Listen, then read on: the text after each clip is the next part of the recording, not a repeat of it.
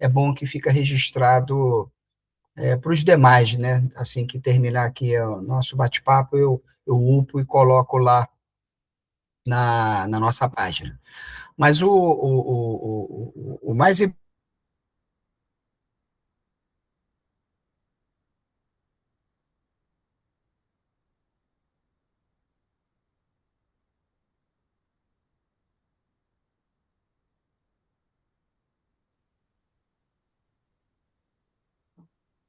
incrível, eu não sei que. Vocês estão me escutando bem?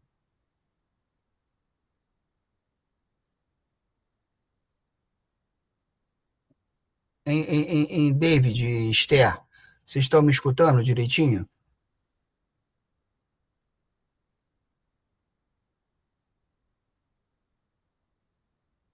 Pois é. Olá, É, professor, bom obri- dia. Estou obrigado. escutando sim, mas tem momentos que a ligação trava. Pois é, eu não sei se. Obrigado.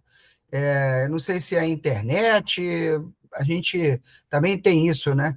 A gente paga uma internet de 10 GB e a gente recebe e-mail, enfim, faz parte aí do jogo.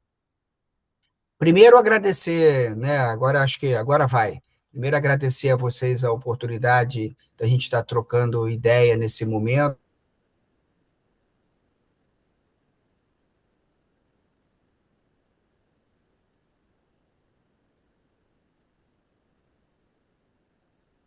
A ligação fica caindo, a ligação fica caindo.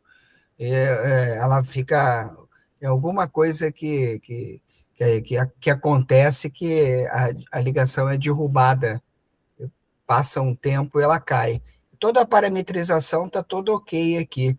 Eu não sei o que acontece. Enfim, vamos tentando dessa forma para a gente poder evoluir. Porque eu estava agradecendo a participação de cada um de vocês, o compromisso consigo mesmo, no sentido de estarem iniciando um curso, né, um curso superior, e a gente faz uma retrospectiva e vê que, sentado nessa cadeira que vocês estão nesse momento, só 9% da nossa população nacional, dos nossos co-irmãos, né? Isso é muito pouco. Só 9% da nossa população tem a oportunidade de estar sentado na cadeira de nível superior. E isso é muito ruim. É ruim tendo em vista o desafio que o país tem, o desafio que nós temos no sentido de fazer um mundo melhor, né? A Gabriela conseguiu conexão também. Obrigado, Gabriela, muito bem-vinda. Então, faça valer a pena esse sacrifício, essa dedicação, apesar de todas as adversidades, e a adversidade, inclusive, de contato, né, sistêmico, né, toda hora aqui derrubando, eu com dificuldade de me conectar, né, e as adversidades são todas, né, mas eu quero deixar registrado que a instituição, o professor Douglas, e torcendo por você, está acreditando em você. A sociedade acredita em você, o país acredita em você, então faça valer a pena aí todo esse esforço, todo esse sacrifício que você está tendo. A nós cabe, então, trocarmos ideias sobre essa matéria. E a matéria é chata, teoria geral da administração, TGA, tem muita teoria e pouca. É, peraí, que tem alguém querendo entrar aqui. Tem muita teoria e pouca prática, mas eu costumo dizer o seguinte: é verdade, né? Ó, a Jéssica, muito bem-vindo.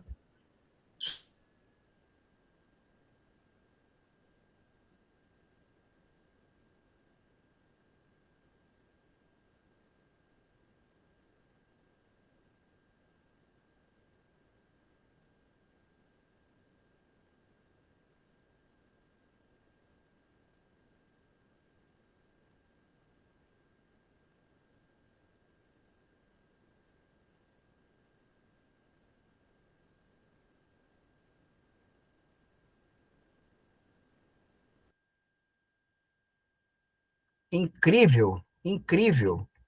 Toda hora e a Jéssica se conectou aqui agora, na hora que eu dei o aceite para ela se conectar, eu fui derrubado. Não é pessoal, não, tá, Jéssica? Eu tô nessa desde o do início, desde 11 horas da manhã. Entra cá. Eu não sei se é da região que tá acontecendo. Eu não sei se é na minha região que está acontecendo algum problema. Eu não sei se é. Estava falando do Meeting. Eu, particularmente, não curto muito Meeting, não. Eu gosto mais do Teams, mas vamos que vamos. Aí vocês comentaram da avaliação. Pois é. É, no final, as avaliações estão em curso, né? Eu acho que vocês não assistem, não veem a nota, né, que você tirou até o término da avaliação, que é no dia 27. Eu até botei aqui, tanta data na minha cabeça, no dia 27. Mas, eventualmente, é, se vocês tiverem alguma dúvida, alguma questão, o David também tá com dificuldade. Aí sinaliza que quem já fez a prova, eu olho no sistema e vejo a nota que cada um tirou. Aí trato individualmente, né? Você me escreve lá no chat que eu replico para você a nota, a prova, né? Enfim, a gente vai ser feliz junto, não tenho dúvida nenhuma. Mas eu estava falando da nossa disciplina, né? Da TGA. E por que é importante a gente estudar essa matéria no primeiro período, né? Porque tem um conceito que diz o seguinte: se você botar um navio em alto mar sem bússola, sem norte, o vento vai levar ele ao bel prazer. Então, o navio, ora ele vai para o norte, ora ele vai para o leste, ele vai ficar desgovernado. É necessário uma bússola para direcionar a rota ideal. E no caso aqui dessa bússola, quando a gente pratica administração, quando a gente faz um planejamento de alguma área de compra, de venda, de logística, de finanças, seja lá o que for, quando a gente acompanha o processo evolutivo desenhado, orçado, né, nesse planejamento, que é a execução, a gestão, né, do tudo aquilo que foi combinado, a gente precisa ter um norte. E esse norte está no alicerce da história da administração. Esse norte está nessa bússola, que nada mais é a gente entender como se fosse uma casa, né? Para a gente construir uma casa, a gente precisa dos fundamentos, do alicerce da casa. Aí a cor da parede, aonde vai ficar a janela, aonde vai ficar o telhado, o formato do telhado, fazendo aqui uma analogia, não importa. O importante é que a estrutura da casa ela se dê de uma forma eficaz, coesa e segura. Então, daí a importância da gente estar entendendo o processo evolutivo da administração. Se a gente for dar uma resgatada, eu tô falando, qualquer dúvida que vocês tenham, pode abrir o microfone, pode escrever aqui no chat. No chat eu não olho muito, né? Aí eu vou olhar no final aqui do nosso bate-papo. Mas se você quiser me interromper, por favor, me interrompa.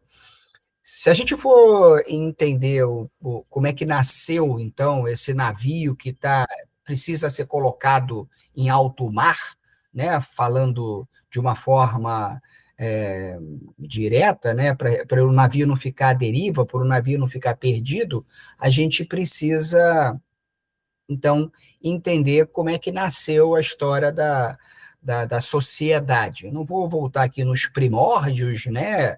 Mas o fato é que com o advento aí do, da mudança da revolução mercantil para a revolução industrial, né, o mundo ele vai evoluindo em ciclos. Então, lá atrás, 1400, rolava lá as descobertas, né, a descoberta do Brasil, Zil, 1500. Então, teve a Revolução Comercial, onde os empresários da época investiram seus negócios, investir o seu capital nos negócios voltados à construção de navio, à comercialização, né, caminho das Índias, Brasil, América, todo aquele blá blá blá que a gente conhece no que diz respeito ao conceito histórico. Pois bem, esse processo ele evoluiu e aí veio a segunda revolução, a revolução que se marcou, né, a revolução industrial, né, pós revolução comercial, a revolução industrial. E o que foi essa revolução industrial? Foi a descoberta aí do carvão, foi descoberta do vapor, e isso mudou, mexeu com o eixo do mundo. Consequentemente, houve um êxodo, né? Lembrando lá da história, houve um êxodo do campo para a cidade, onde até aquela série que é famosa de filme de televisão, os Pink Blinders, né? Não sei se vocês já assistiram, já viram, é legal ver acho que na Netflix ou na Amazon, ele retrata muito bem isso, né? Retrata com um olhar ali de cinema, né? De uma gangue, na Netflix, né, Gabriela? Show de bola.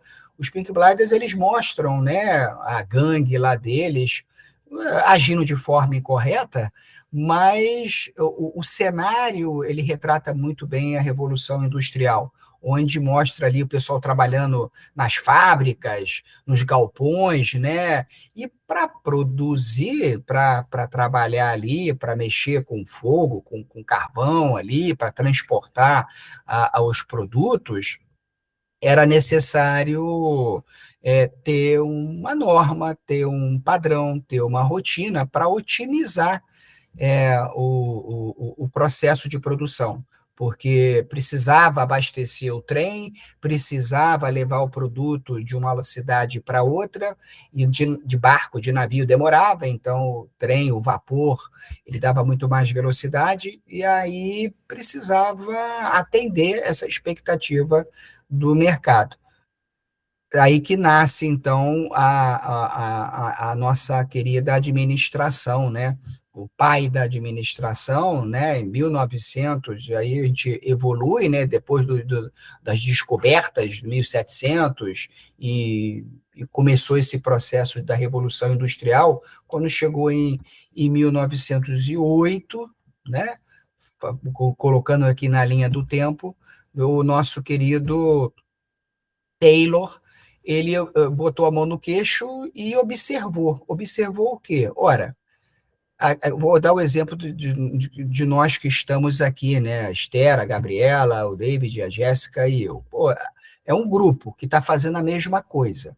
E aí ele botou a mão no queixo e observou o seguinte: a Gabriela, ela tem um potencial de trabalhar no processo de produção mais eficaz, mais eficiente, ou seja, mais rápido e mais certo do que o Douglas. O Douglas, ele é muito devagar para trabalhar na produção, mas ele é bom negociador, ele negocia bem. E aí, nesse momento, nascem as funções, né, administrativas. E a Esther? A Esther, ela lida muito bem com pessoas, ela organiza as pessoas, ela motiva as pessoas, ela defende o direito das pessoas. Então, a Esther tem um perfil um pouco diferente da Gabriela, um pouco diferente do Douglas. E o David? O David, ele tem uma experiência de mexer com grana, né? Ele compra bem, ele vende bem, ele negocia bem, ele faz dinheiro. Então, observa que o Taylor começou a perceber esse tipo de comportamento e aí fez o seguinte, criou uma caixinha de finanças, criou uma caixinha de produção, criou uma caixinha de venda, criou uma caixinha de humanos, de recursos humanos. E olha que interessante, desde 1900 até hoje, essas caixinhas funcionam nos organogramas das empresas. Quando a gente vê um organograma e chama de departamento, departamento de compra, departamento de venda, departamento de finanças, nada mais é do que uma segregação de funções, de atividades, para otimizar o processo de produção. Se, porventura, a, a Gabriela tem um potencial de trabalhar na produção, então bota a Gabriela para trabalhar na produção. Se o Douglas tem um potencial para trabalhar com recursos humanos, então bota o Douglas para trabalhar com recursos humanos. Ou rolou essa segregação. Ele anotou todas essas observações, tabulou todas essas observações, nasce aí a teoria clássica, né? Teoria é a forma que é um conceito, é a forma com qual você descreve uma observação. Isso é teoria. Aí da teoria vira prática, porque é como se fosse uma receita de bolo. Então, eu estou fazendo experiência para criar um bolo e vou fazendo as minhas anotações, vou criando aqui os meus tópicos para criar a receita ideal. E aí, depois que eu identifico essa receita ideal, eu passo essa receita para o mercado, boto na internet e para as pessoas reproduzirem, praticarem aquela receita. É isso que é o conceito. Eu vou mandar mensagem aqui, até porque eu estou no ônibus. Não, de boa, porque eu não vejo as mensagens, mas como as funções foram oficialmente distribuídas? Se a maioria do trabalho era feito de forma braçal. Observação. Então o cara botou a mão no queixo, é como se fosse numa sala de aula. Eu, como professor, boto a mão no queixo e começo a observar, todo mundo assistindo a aula, mas eu começo a observar que tem um aluno que tem a facilidade de explicar aos demais que estão com dúvida. Aí eu observo aquele aluno. Aí tem um outro aluno que está sempre mexendo no celular, por exemplo. Tem outro aluno que está sempre ali cochilando, dormindo. Então, opa, se tem um aluno que está sempre cochilando, eu vou pegar todos os alunos. Na verdade, foi assim que funcionou essa observação. Se tem um aluno que está sempre cochilando, eu vou pegar todos aqueles que estão cochilando e botar aqui num grupo, formar um grupo com eles. No caso da aula, eu vou estimular mais eles para eles ficarem com o olho aberto, né? Essa que é a brincadeira. Agora, aquele aluno que gosta de ajudar, orientar, tirar dúvida ali durante a aula, eu boto no mesmo grupo daqueles alunos que têm esse perfil. E dou um tratamento diferente para eles do que aqueles que estão cochilando. Aqui estão cochilando, eu tenho que estimular mais. Fazer malabares, passar exercício. Aquele que está orientando, eu boto ele como tutor, né? Eu boto aquele grupo como, beleza, eu boto aquele grupo como tutor para ajudar outros alunos. É observação. Foi assim que o Taylor montou os grupos de trabalho, observando. E esse grupo de trabalho ele relacionou, chamou de teoria clássica, teoria assim no que diz respeito a otimizar os processos de produção, né? Imagina no Pink Blinders se todo mundo fosse fazer a mesma coisa, todo mundo pegar o carvão, jogar no forno, ia ser uma loucura. Então, um pega o carvão, joga no forno, o outro tira a nota fiscal, o outro faz o transporte, o outro recebe o dinheiro para comprar um insumo. Essa foi a segregação da teoria clássica.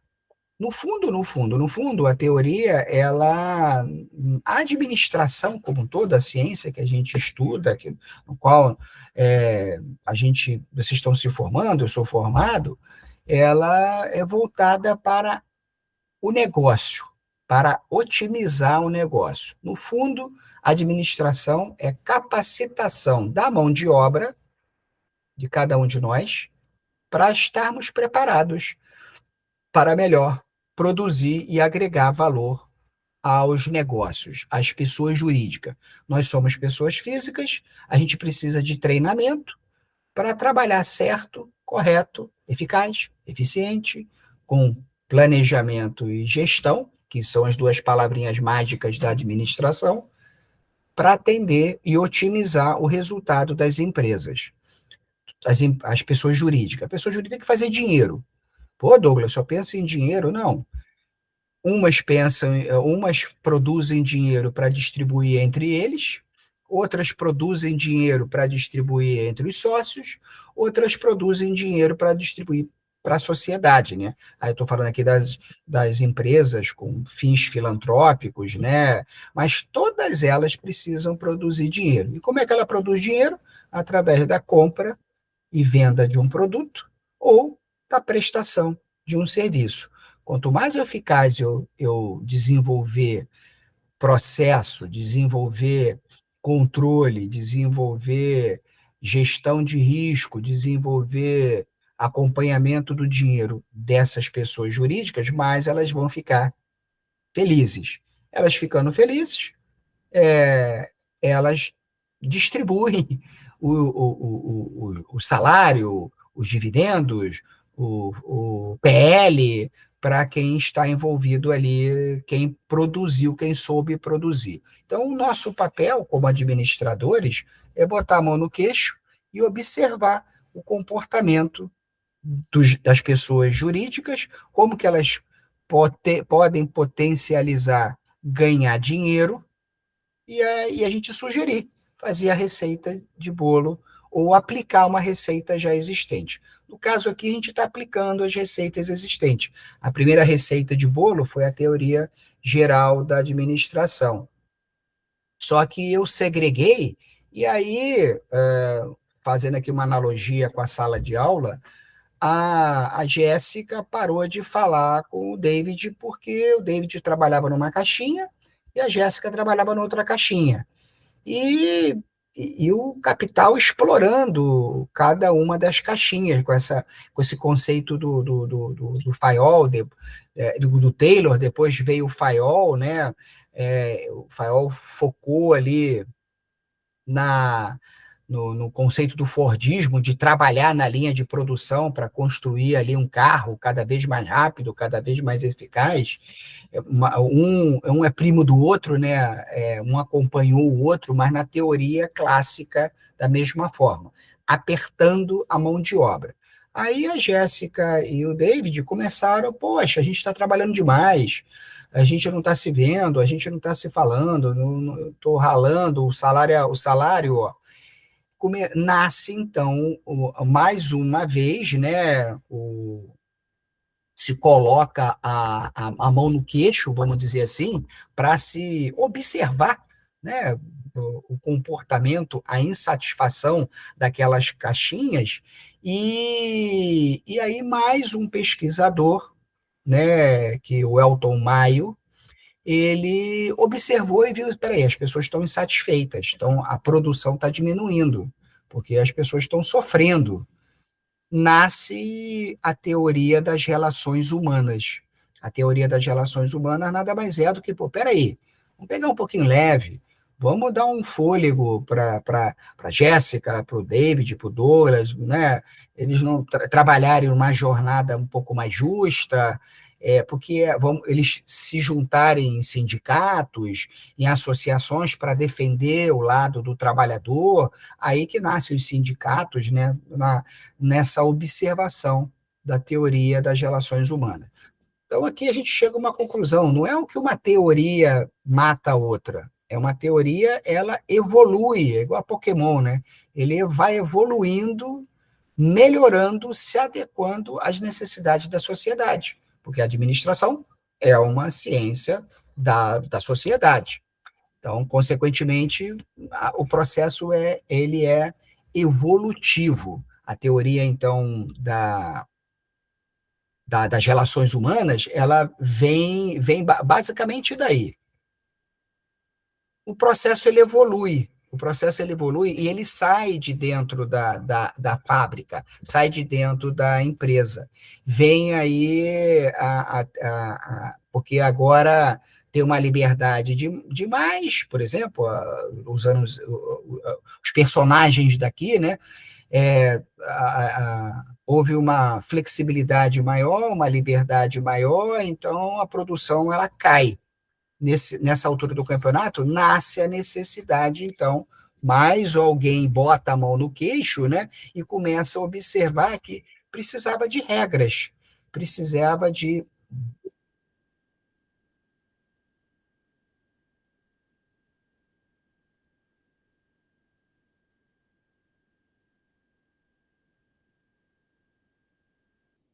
Voltei. Pô, é uma loucura isso aqui, toda hora entra. Mas, enfim, o sinal, mas o meu caiu aqui também. Então, não muita pressão do trabalho, não muita liberdade do funcionário. Vamos criar regras. Então, vem aí alguém que botou a mão no queixo mais uma vez e viu que precisava ter um casamento ali, respeitando o comportamento, respeitando, na verdade, a relação humana e respeitando a necessidade do capital produzir riqueza. Nasce a teoria behaviorista ou teoria do comportamento, né? Comportamento nada mais é do que a observação agora fora da caixinha, né? E vendo o que aquele camarada faz além do trabalho, o que a empresa faz além de produzir aço, ferro. Como assim, Douglas? Ela produz o ferro para poder atender a expansão das empresas da Europa para a América e para a África. Então, ela precisa ali ter uma logística, ter um prazo, ela precisa ter responsabilidade, ela pega dinheiro financiado com o governo e precisa produzir para cobrir esse financiamento. Então, ela tem regras. Por outro lado, também as relações humanas precisam, ok, organizadas em sindicatos, estruturadas, defendendo os direitos ali da categoria, mas tem que ter responsabilidade também no que diz respeito à questão de greve, a questão de produção, de hora extra, para atender às necessidades desse capital. Então, a teoria do comportamento, né, quem é que botou a mão no queixo? É sempre alguém ou um grupo de pessoas que observam. É igual o professor, fazendo analogia do professor no dia da prova. Ele bota a mão no queixo e fica observando ali se tem alguém se coçando demais ou se coçando de menos, né? Os analistas, os observadores de cada época botam a mão no queixo e ficam observando. Hoje a gente vê na internet uma avalanche aí de comentaristas, de pessoas que botam a mão no queixo, a maioria deles vazio, mas observando o comportamento político, comportamento social, comportamento econômico, né? A internet, os TikToks da vida tem uma tonelada desses analistas. E exatamente, um se dispõe, se destaca, né? E esse destaque, ele começa a escrever, começa a falar, e as pessoas dão mais likes para ele. Hoje em dia é assim. Na época, o cara escrevia lá as suas receitas e o mercado lia e gostava. Então, o Max Weber ele vem com essa teoria do comportamento, né? Vamos colocar assim, desculpa, da burocracia. No primeiro momento, a teoria da burocracia, onde ele normatiza, define o que cada um vai fazer. Então, depois da teoria das relações, veio a burocratização, a normatização, a regulação. Ó, hoje a gente segue a teoria da burocracia, né? Que nada mais é do que, ó, no dia da prova você vai receber uma senha, vai fazer a prova em tantas horas, senão vira um bunda lelê. Daí a necessidade, a importância de ter a regra. Não é tão rigorosa, mas também não é tão flexível. Tem que ter uma regra, tem que ter uma lei. Então, o conceito de você padronizar, regular, equilibrar de uma forma padronizada, tabulada, veio, então, com o Max Weber da teoria da burocracia. Após a teoria da burocracia, aí vem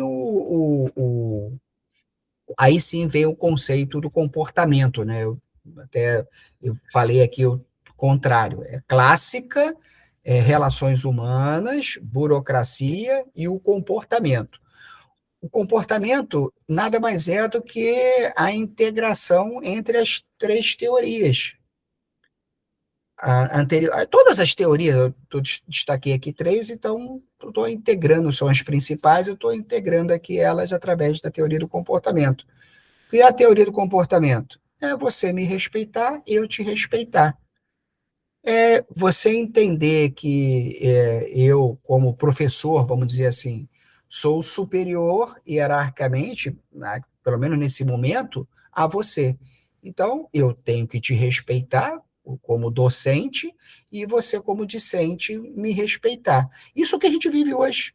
Imagine isso dentro do ambiente corporativo. Então, dentro do ambiente corporativo, nasce ali a hierarquia de cargos e salários, nasce ali as estruturas, né, o gerente, o coordenador, o assistente, o analista, o assistente, cria ali o conceito de alguém pensa, alguém é, acompanha a execução e alguém executa. A pirâmide de Maslow, né? O conceito de estratégica, tática e operacional, né? A alta administração, ela pensa de forma estratégica para onde que a empresa quer ir, coloca isso no papel, passa para o gerente vai lá, fica estimulando a produção, o chão de fábrica, a produzir conforme o desenho estabelecido pela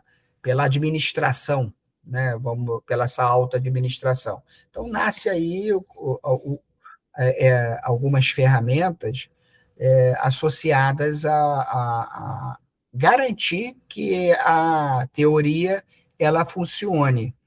Hoje a gente então vive esse somatório, né, que é uma realidade. Hoje a gente está vivendo qual, Douglas? Você pode me perguntar. A gente está vivendo o somatório de todas essas teorias, porque até então, até 1900, até o século XIX, vamos dizer assim, era um cara que estudava, um grupo de pessoas que estudavam. Hoje em dia, a gente tem um monte de estudiosos, né, pela internet, né, um monte de instituições educacionais, um volume absurdo de informações. Então, salvo aqui um ou outro, né, na área de literatura, a gente pensa ali, tem um expoente aqui na área de literatura, tem um expoente aqui na área econômica, tem uma ou duas pessoas aqui que se destacam na área artística, tem uma ou duas pessoas que se destacam na área acadêmica, tem uma ou duas pessoas que a gente fala hoje, né, o Warren Buffett, né, o cara do dinheiro, né, e tantos outros, os cinco, cara, o Elon Musk, o cara do bom, excepcional gestor, na verdade ele está vivendo um momento, né? O processo, o mundo ele está sempre em evolução. E o que eu quero que vocês entendam é isso. Então, como é que quem já fez a prova, show de bola, quem vai fazer a prova,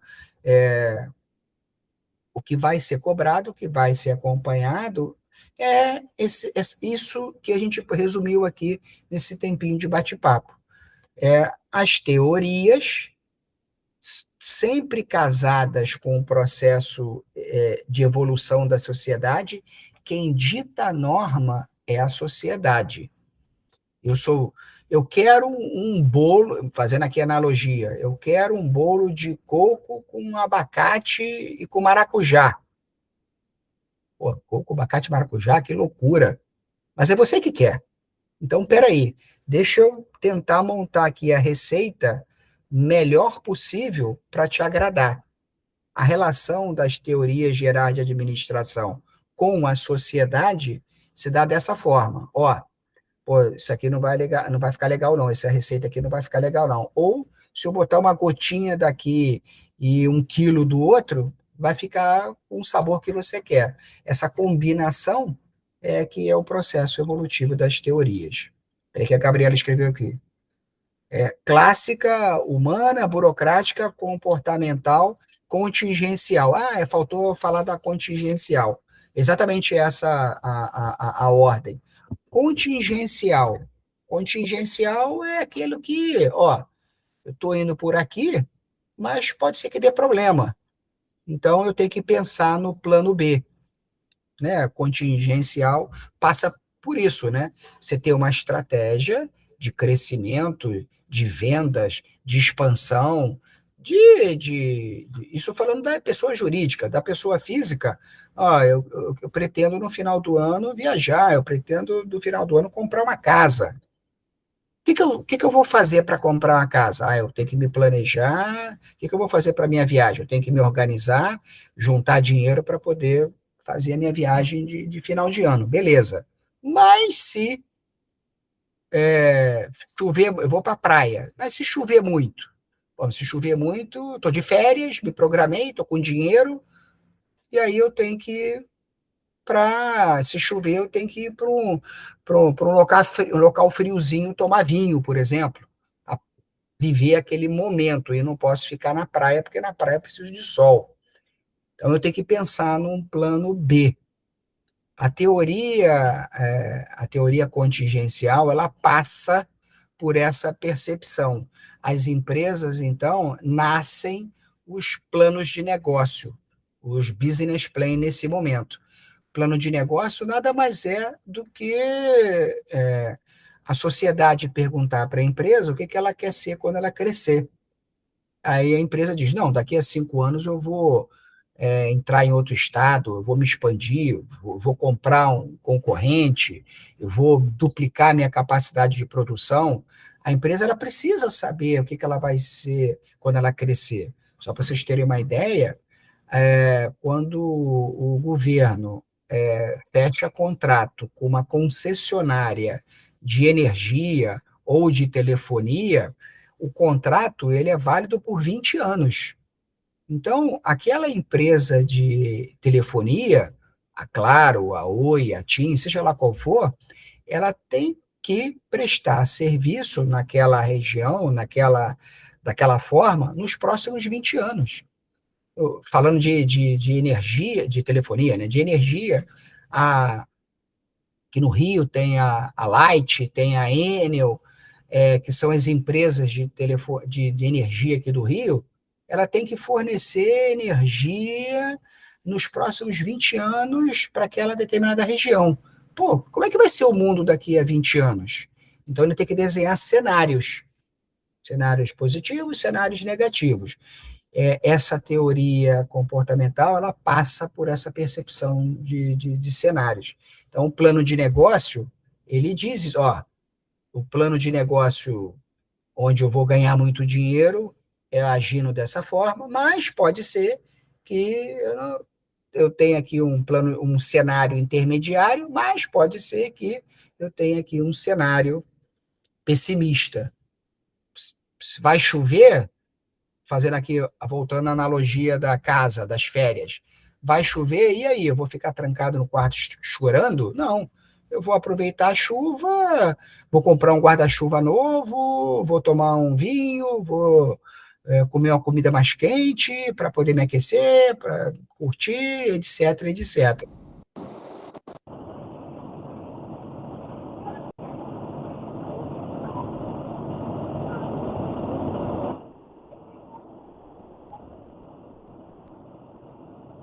Essa analogia que considerar dentro desse processo evolutivo. Então, obrigado aí, Gabriela, por ter tratado a questão da comportamental, como a gente vive hoje, a principal ferramenta, então, da teoria comportamental, ela passa, ela passa por justamente a gente ter ali o plano de negócio, é a principal ferramenta dela. Ufa! Eu acho que procurei assim abordar um pouquinho das teorias. Revisitem os materiais, quem revisite ali os conteúdos, faça os exercícios do livro. O material Saga ele é legal porque ele é bem levezinho, né? Então te permite entender de uma forma mais ampla. Olha aqueles materiais da Saga para ver as teorias.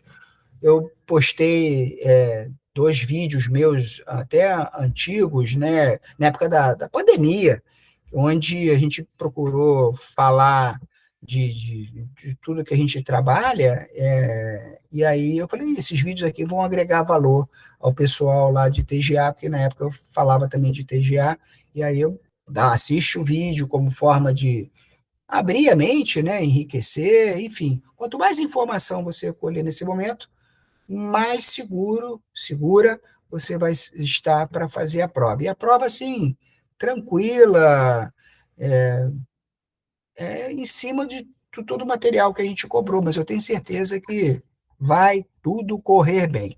Anotei aqui, só para a gente fechar, lembrando que amanhã acaba o prazo da F, que é então não deixe de participar da F, né? Fazer uma resenha lá daquele. Acho que é a resenha que eu pedi, o fórum, sei lá, nem me lembro.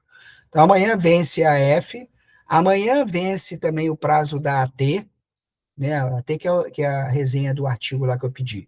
Então, amanhã também vence o prazo da T, e a AP vai até dia 25, 27 desse mês. Fatiou, passou, obteve êxito, tchau, vamos curtir as férias acadêmicas. Não obteve êxito, não bateu a média, a soma atingiu 6, você vai fazer a F, e eu não sei quando que é a F, tem que ver o calendário lá, tá lá no nosso calendário, né, para a gente acompanhar. A Gabriela falou, a resenha eu achei muito difícil, professor. Eu fiquei dias fazendo. Esse é meu objetivo, né? Você quer mole? Nada disso. Então, a ideia era, na verdade, o meu papel é colocar o conteúdo para vocês dentro do que foi combinado no plano acadêmico, que foi acordado na disciplina, junto ao MEC da instituição, esse é meu papel, e provocá-los, provocá-los no bom sentido, né? Provocá-los que eu sei do potencial de cada um de vocês, apesar da gente não se conhecer, né? Eu vejo os comentários, eu vejo quantas vezes você está comprometido com a disciplina, quantas vezes você acessa, quantas vezes, se você nunca acessou, se você está sempre acessando, se você está sempre me perguntando, e aí eu particularmente gosto, né, de ser provocado, e aí, quando a gente é provocado para esclarecer, para tirar dúvida, a gente provoca também no sentido de acreditar no seu potencial. Eu vou estar sempre subindo um sarrafo, né, para você pular cada vez mais alto. E aí, no momento que você estiver pulando alto, eu vou tirar o sarrafo, vou olhar e só vou bater palma e te dar a medalha 10, nota 10. É, esse é meu papel. Esse é meu papel.